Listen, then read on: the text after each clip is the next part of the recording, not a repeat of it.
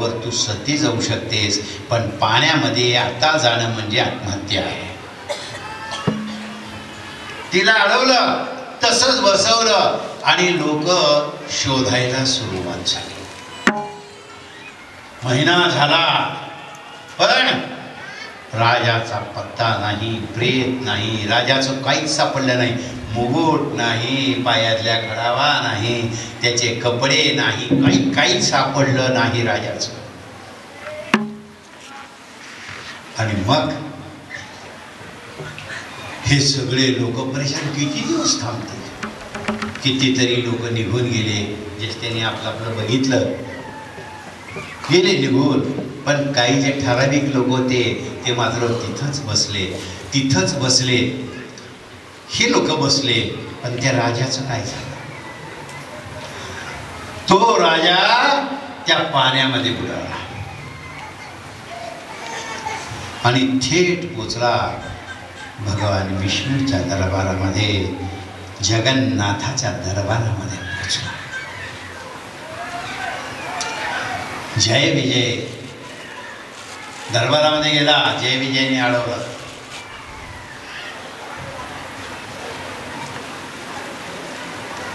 हो, जायला येत नाही. हातून भगवंतानं सांगितलं, हातून भगवंताला निरोप दिला की बाबा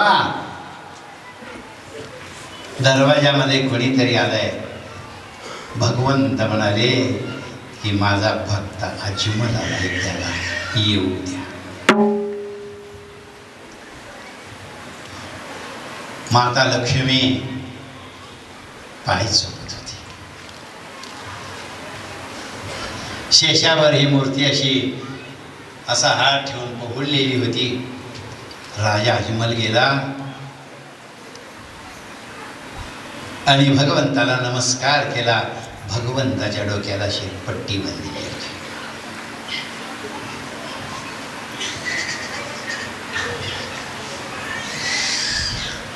भगवंताचं स्वरूप पाहिल्याबरोबर, भगवंताला पाहिल्याबरोबर राजाचं पूर्ण देहभान विसरलं. डोळ्यातून घळघळा पाणी व्हायला लागलं. म्हणजे देवा धन्य झालो, आज धन्य झालो.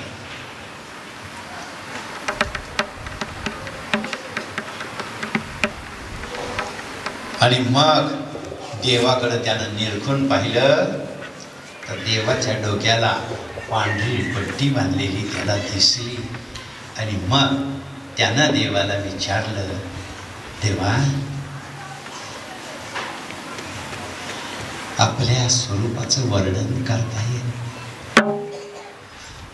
देवा तुमच्याकडे बघितल्यानंतर सगळं भूक तहान सगळं हरवलं. पण माझ्या मनामध्ये एक प्रश्न आलाय. बोल अजमल, काय विचारायचं आहे तुला? देवा एवढ्या सर्वांग सुंदर असणाऱ्या आपल्या डोक्याला ही पट्टी कशासाठी बांधली? त्यावेळेला भगवंतानं सांगितलं, राजा माझ्या एका भक्तानं मला लाडू फेकून मारला होता, त्याच्यामुळे माझ्या डोक्याला खोच पडली. राजाला कळालं, राजाच्या लक्षात आलं, देवा मी एवढा पापी, एवढा अनाचारी, एवढा दुष्ट कसा? माझ्या हातून हे का घडलं? नाही राजा, असा काही विचार करू नकोस. पण राजा देवाला काय मागायचं हे विसरून गेला.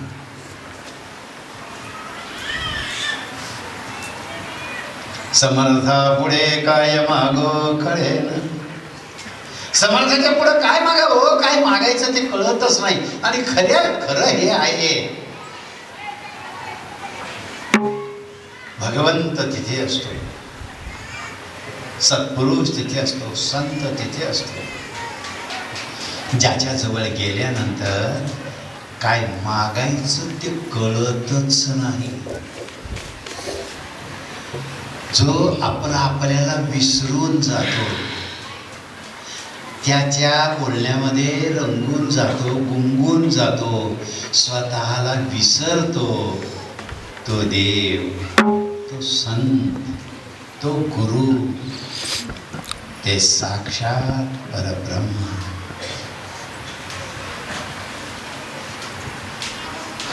विसरून गेला.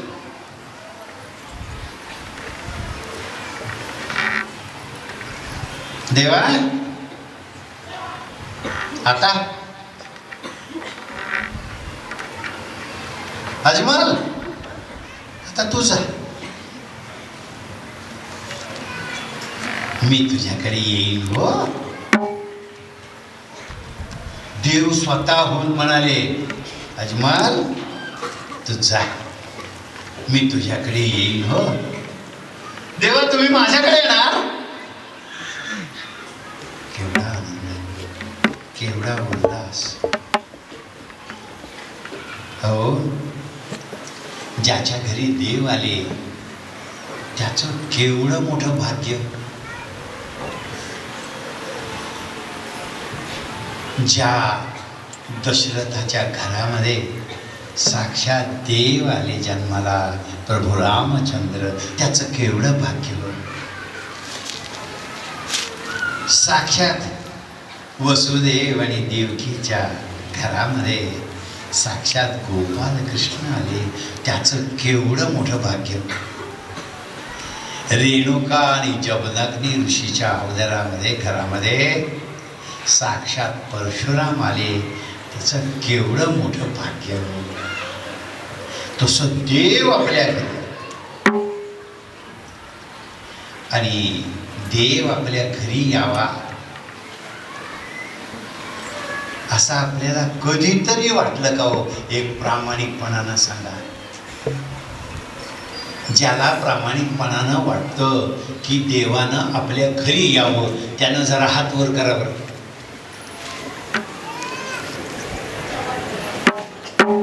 इमानदारीनं वाटतं का देव आपल्या घरी यावा? हात खाली करावा. हो, त्या वसुदेव आणि देवकीनं हजारो वर्ष नाही, लाखो वर्ष तपश्चर्या केली. दशरथानं तशीच तपश्चर्या केली, रेणुका आणि जमदग्नीनं तशीच तपश्चर्या केली. पण तुम्हाला सोपं सांगू का? तुमच्या घरात देव यावा वाटतो का तुम्हाला? मी ही गोष्ट इथं थांबतो आणि दुसरा दृष्टांत तुम्हाला देतो. प्रामाणिकपणानं सांगा, तुमच्या घरी देव यावा वाटतो का? हो, यावा. सगळ्याला हो. मग कृष्णाला आळवा, कृष्णाला बोलवा, कृष्णाला म्हणा, कन्हैया कन्हैया तुझे आना पडेगा, तुझे आना पडेगा,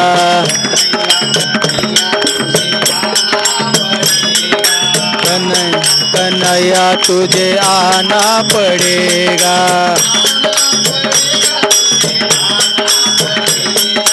आना पडेगा, तुझे आना पडेगा,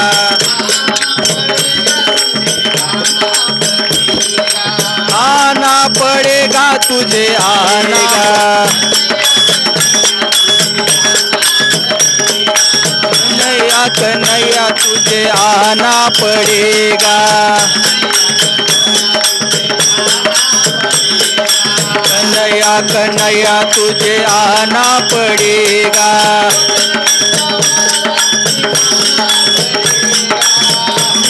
जाला निभाना पडेगा,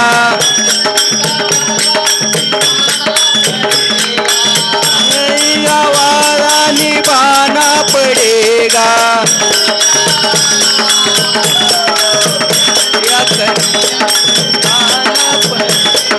कन्हैया कन्हैया तुझे आना पड़ेगा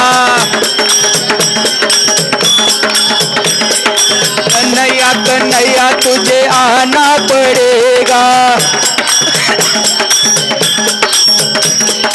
आना पड़ेगा तुझे आना पड़ेगा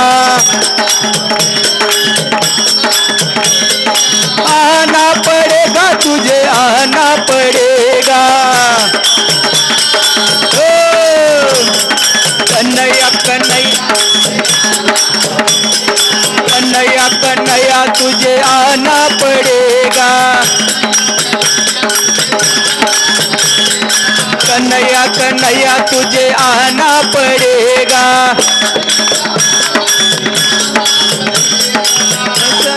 वादा निभाना पड़ेगा सतीचा वादा निभाना पड़ेगा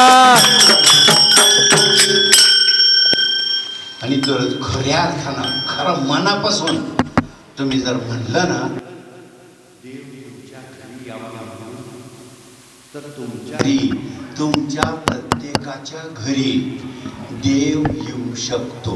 कसं तुम्हाला माहिती आहे की ब्रह्मदेवानं भगवंताच्या गायी वासरं आणि गोपाळ सगळेच लपवून ठेवले होते.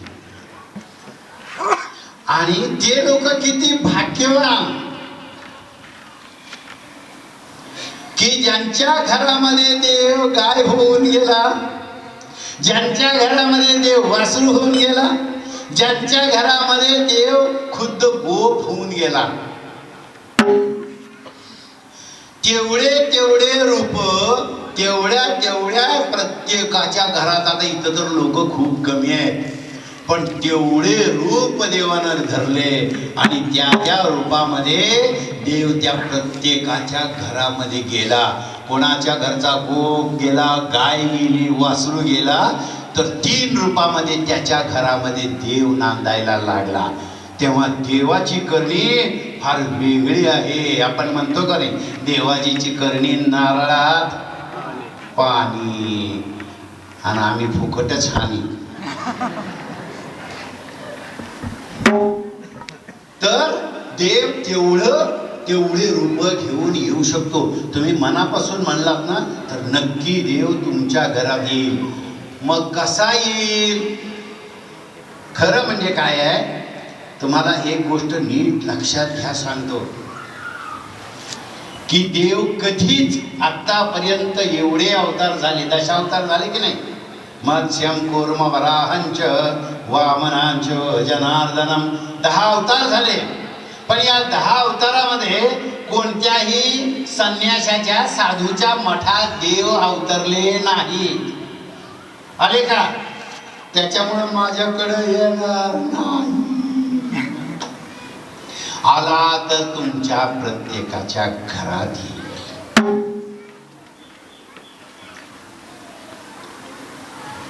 ज्यांचं लग्न झालंय त्यांच्या घरी येईल, ज्यांचं होणार आहे त्यांच्या घरी येईल. आणि हा देव तुमच्या घरात जन्माला येईल. पण मनापासून तसं वाटायला हवं ना. देव यावा माझ्या घरी, देव यावा माझ्या घरी, देव यावा माझ्या घरी, असं सारखं कमीत कमी आपल्याला म्हणता तरी येईल की नाही. तर त्याच्यासाठी सोपी उक्ती. तुम्हाला माहितीये की बळीराजाच्या पोटी देव आला नाही. बली राजा म्हणजे राक्षस आहे. राक्षसाचा राजा, त्याच्या घरी देव आला नाही जन्माला, त्याच्या घरात रांगला नाही, खेळला नाही, पण त्याच्या घरी देव आला. कसा आला, का आला, त्याचं चिंतन करा. संपूर्ण स्वर्ग, मृत्यू आणि पाताळ या 3 लोकांवर त्या बळीची सत्ता होती. आणि बळी दानी, एक वचनी, एक पत्नी एक बाणी. आपलं तसं आहे का बघा, आपल्या अंतर्मनाला विचारून बघा, अंतर्मनाला शोधून बघा. देव येण्यासाठी आपल्याला जागा करावी लागते. जागा म्हणायचं नाही, जागा करायची. त्याच्यासाठी या पथ्य पाळाव्या लागतात, ज्या बळीनं पाळल्या. बळीनं काय केलं? यज्ञ केला. आणि आता तो यज्ञ केला. भगवंताला वाटलं की आता देव राहणार नाहीत, आणि देव जर नाहीच राहिले तर आपण राहू का हो? राक्षस मारून खाऊन टाकतील की आपल्याला. त्यामुळे सगळीकडं राक्षस मारतील, आणि असं जर झालं तर बळी तर माझा आहे, पण बळी राक्षस कुळामधला आहे. पण भगवंताला राक्षस आणि वगैरे असा काही प्रकार, माणूसाचा काही प्रकार नाही आहे. पण आपली सर्वांची काळजी म्हणून भगवंतानं विचार केला की आता हा बळी तर माझा आहे, आणि या बळीकडं आता काय करायचं आणि याला आटोक्यात कसं आणायचं. देव मोठा हुशार आहे. आणि मग देवानं बटू वामनाचा अवतार घेतला. श्रीमद भागवतामध्ये मोठं छान वर्णन आहे बघा वामनाचं. आता साक्षात भगवंतच त्याच्यामध्ये आहे म्हणल्यानंतर त्याचं तेज काय असेल. हातामध्ये एक छत्री घेतलेली आहे आणि पायामध्ये खरावा, ब्रह्मचारी बटुवेश, लंगोट घातलेला आहे. आणि राजाचा यज्ञ होता. यज्ञामध्ये जे दान दिलं ते दिलंच. आणि एवढं तेज बघितल्याबरोबर, आणि राजा सगळ्यांना दान देत असायचा, सगळ्यांचा आदर सत्कार करत असायचा. राजा राक्षस कुळामध्ये जन्माला आलेला असला तरी सुद्धा त्यानं राक्षसी कृत्य केलं नाही. मग भगवंताने विचार केला की आता काय करायचं, याच्याकडं कसं करायचं. मग अवतार घेतला आणि बळीच्या दरबारामध्ये आले. बळीच्या दरबारामध्ये आले. राजाला कोणीतरी सांगितलं की म्हणे अतिशय विद्वान, अतिशय तेजस्वी आणि ब्राह्मण आलेत म्हणले आपल्याला. राजा म्हणाले की त्यांना आदरपूर्वक आतमध्ये घेऊन या. आणि ते आले आणि त्यांना आसनावर बसवलं आणि म्हणले की महाराज आपली पाद्यपूजा करायची. राजाचा दरबार होता. पाद्यपूजेला काय सामान लागतं सगळं हजर झालं. पाद्यपूजा करायची. तर त्यावेळेला वामनानं सांगितलं, म्हणले राजा मला जे दान हवंय ते जर देणार असेल तर पूजा कर. राजा म्हणाला माग तुला काय पाहिजे ती मी देतो. त्यावेळेला वामन म्हणाला की राजा असं सांगत नाही, संकल्प सोड, मी दान दिलं म्हणून. त्यावेळेला राजा म्हणाला की हो मी संकल्प सोडायला तयार आहे, पण त्या बळीचा जो गुरु होता तो शुक्राचार्य. शुक्राचार्याला हे कपट लक्षात आलं की म्हणले हा दुसरा तिसरा कोणी नाही आहे. हा म्हणले आता ठगायला आलाय म्हणले, आणि हा ठगल्याशिवाय राहणार नाही. मग काय करायचं. मग त्यानं बळीला सांगितलं की बाबा रे तू काही दान देऊ नकोस. ते गोष्ट इथं फार मोठी आहे. आता ही गोष्ट तुम्हाला सगळं याच्यातल्या खचात होणार आहेत त्यानंतर केव्हा तरी सांगेल. पण या प्रत्येक कृतीमध्ये काय शास्त्र लपलेलं आहे, फार मोठं शास्त्र आहे. बळीला सांगितलं बळी दान देऊ नकोस.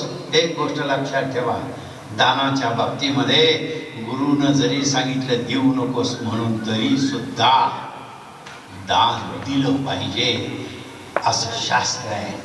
आणि मग बळी म्हणाला की नाही, मला दान द्यायचंच आहे. बळी ऐकत नाहीये, मग आता काय करायचं? मग त्या झारी जी असते, कमंडलूसारखी जी झारी असते त्याला तोटी असते, आणि त्या तोटीतून असं पाणी हातात घेऊन संकल्प सोडायचा असतो. तर त्याच्यामध्ये शुक्राचार्य जाऊन बसला. बळीराजाचा गुरु शुक्राचार्य त्या झारीच्या नळीमध्ये झारीमध्ये जाऊन बसला. म्हणून आपण सुद्धा म्हणीमध्ये म्हणतो झारीतला शुक्राचार्य येतो, ही म्हण आहे आपल्याकडे.